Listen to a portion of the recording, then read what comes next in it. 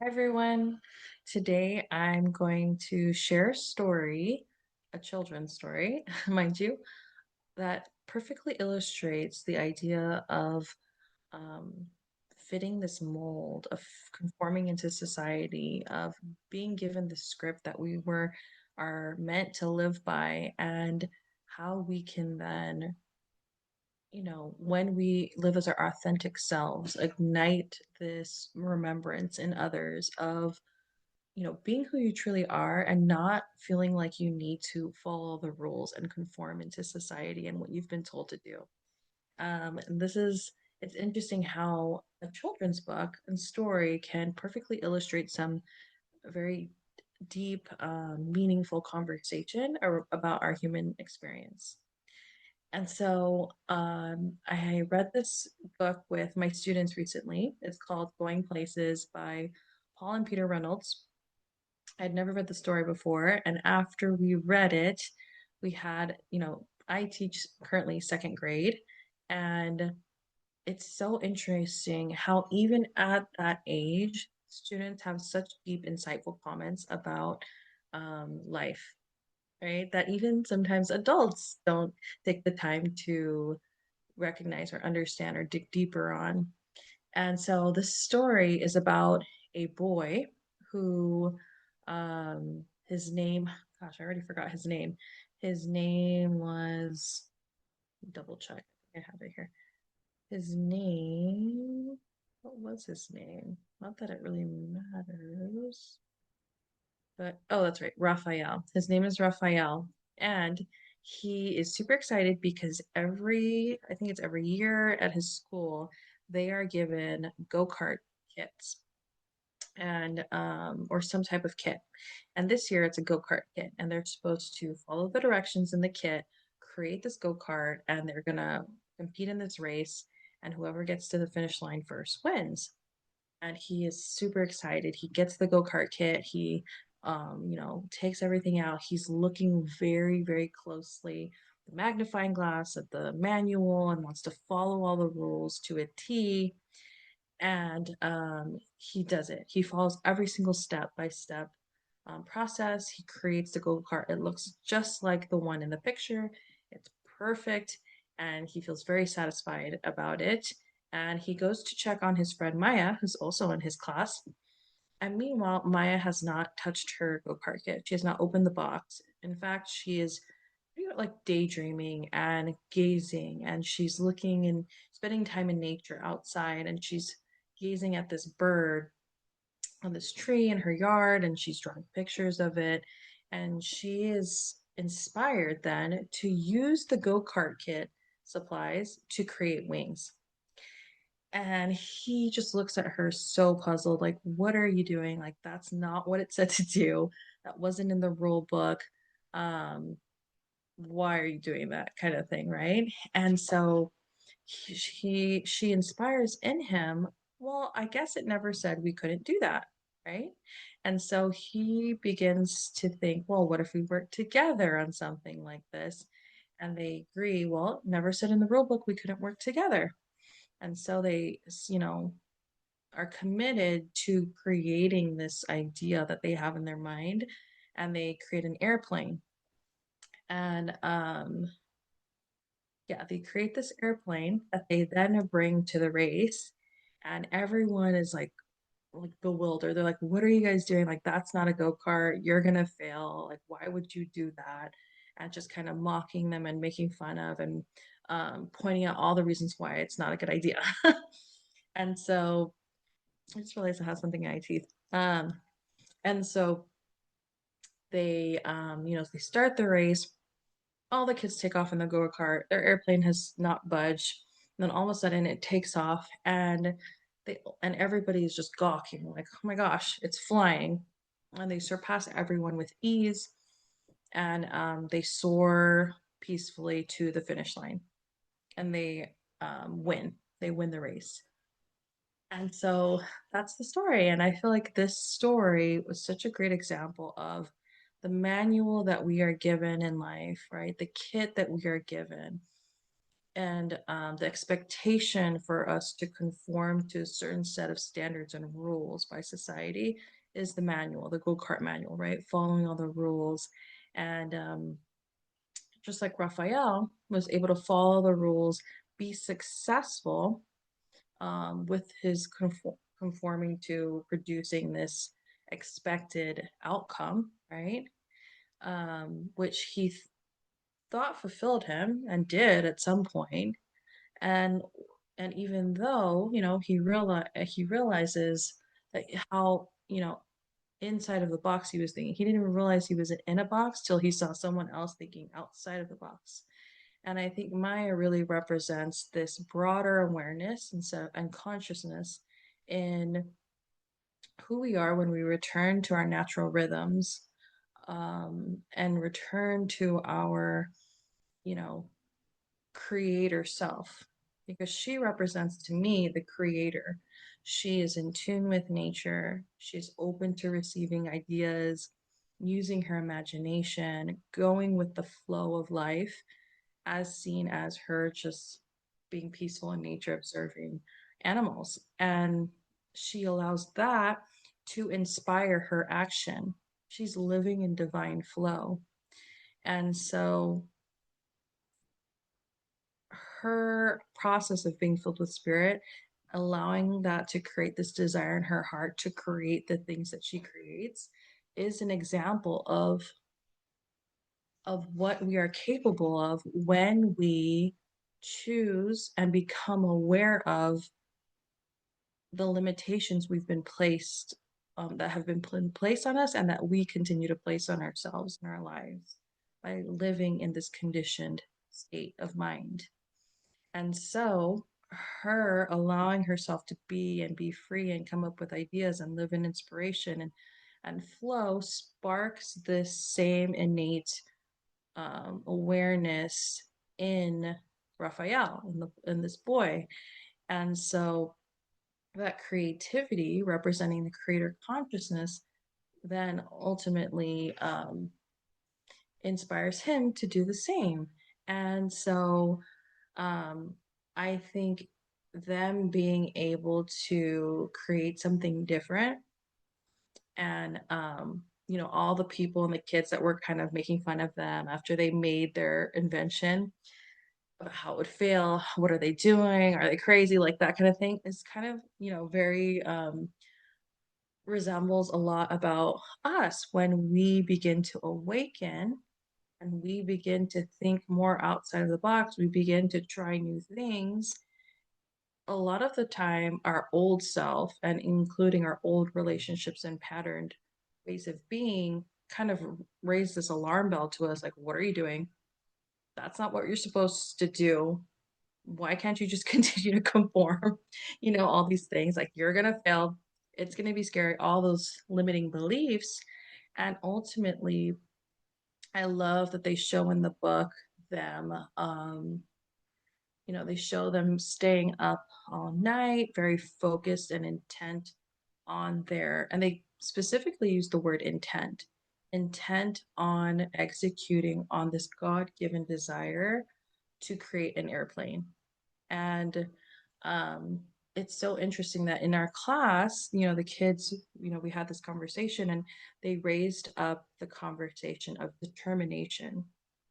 And when I think of determination, we looked up, the word determination.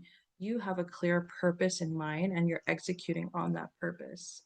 And it's interesting how Raphael, he had determination.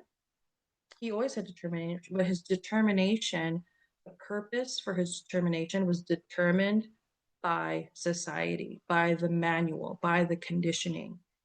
And Maya's determination came from something inspirational, in connection with God, in connection with nature, in connection with spirit, in connection with her true authentic self, in connection with her imagination. And that became her purpose that then they were determined to execute on. And so I think this perfectly symbolizes how many of us go throughout our lives executing and being determined on ideas and purposes that were never really ours to begin with. And so sometimes people look back on their life and they wonder why they are so unfulfilled. They wonder why they're unhappy. They wonder why they feel disconnected. They wonder why they don't feel whole. And so when we can return to our authenticity and return to what is a true desire in our hearts and make that our purpose, that we are determined then to execute on, then we can feel fulfilled in knowing that we lived not only in, ultimately in our own will, using our own free will and God's will, the desire that has been placed in our heart ultimately by ourselves and by God. And I think that is what truly brings fulfillment. And it's interesting how when they execute that way, their their plane that they create ascends over everybody else, which I believe represents this greater conscious awareness when you're in alignment with the divine, because you have that broader perspective that puts you, and not in a judgmental way above everyone else, but you see things from a broader lens, and they are no longer living in a box, so to speak. They're no longer trapped by their own limitations of the mind. And this is just a continuous process of discovering what we don't know and what we're not capable of, and continuing to expand those edges. And so, at the end, they win the race and they are successful. And I think this book is really showing that when you live in true, authentic alignment with your soul, you honor who you truly are and what you feel lit up inside to do and accomplish and execute on that, then you can truly feel successful. Then you will be successful. You are successful. But if you're wanting to follow all of the scripts and conditioning and expectations of society, of your expectations from your family, from your friends, from what you think society expects of you, you will never be truly successful, because you're willingly handing over your authentic creator, your own creativity and your own free will to create whatever it is that you desire. And it's interesting how a book that's so short and simple can really illustrate these ideas and concepts, and how even, children's of all people of all ages can relate to the very human experience, of all the things that I just mentioned. And I think my students also brought up the topic of teamwork along the way, along this process of beginning to understand more and more of who we are. We have people along the way who help us, who guide us. Um, and we can get much further along when we allow people to help us. Um, and I talked a little bit about the creativity already. And there was one more thing they mentioned. I think it was creativity and determination. Yeah, we already talked about determination. That I thought, yeah, creativity was another huge piece, because when you're in that flow, that divine flow, you naturally want to be creative. And so Raphael, the boy in the beginning, he wasn't really truly utilizing the full capacity of his creativity. He was allowing his creativity to be hijacked by the expectations of society and using his energy to create what he was told to create. While Maya, on the other hand, um, was really empowered in her own creativity as a representative of the creator consciousness. We create our life. We manifest what we experience. And she truly exercised that freely. Um, And so the contrast between the two is really interesting. And I think ultimately, when they use the teamwork to work together, it's really showing how we can ultimately integrate, you know, that aspect of ourselves that was disconnected from our truth into our truth. And when we put those things together, we become whole and we can accomplish anything we set our minds and hearts to, which ultimately they do in the end when they win the race. Um, yeah, and I just let me see. Maya, it's so interesting too because Maya is a noun, and the meaning of Maya is the supernatural power wielded by gods, um, the power by which the universe becomes manifest. And again, it's that creator consciousness.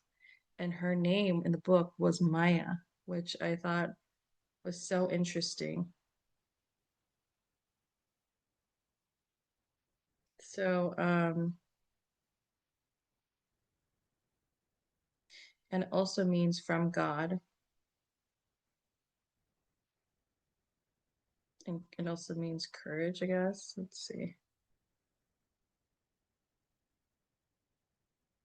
Yeah, it's so interesting. So, whenever I read something like this, I think, wow, all the things that I do with my clients and, when I coach, when I do, when I talk about spirituality, I think it's interesting how more and more of it's coming up in my field in different ways and just shows how these concepts and ideals are everywhere. And I really truly believe this. There are just more opportunities for me to deepen into my understanding of things that like this manifested in my with my students in my classroom this week. I thought it was so fun. Um, yeah, let's see. I wonder what Raphael means. Let's see. Oh, it's interesting. Raphael is a popular masculine name of Hebrew origin, meaning God has healed. Wow, that's so interesting. And it's also associated with Archangel Raphael, known for healing and guidance. And it's a popular masculine name. And it's attributed to divine healing. The core meaning reflects God's healing power. Wow. And it's so interesting that that's a, masculine name, while Maya, which means, is connected to manifestations, creatorship, femininity. I think them working together, again, integrating that whole, representing the divine masculine and feminine in divine union. When you can integrate that within yourself, success, joy, purity, wholeness, um, the sky's the limit, right? There's even more beyond that, right? Of what you can create, of what you can achieve when you accomplish that within you. And yeah, so check out that story and let me know if you have any questions or comments or things that came up for you as I discussed this. I was just so excited to to do a video on this, and I think it just, and I told a few friends about the story too, and I think it's just a lovely, lovely illustration of some of the really deep conversations that we have, that is so beautifully simplified in this story. All right, I'll talk to y'all next time. Bye.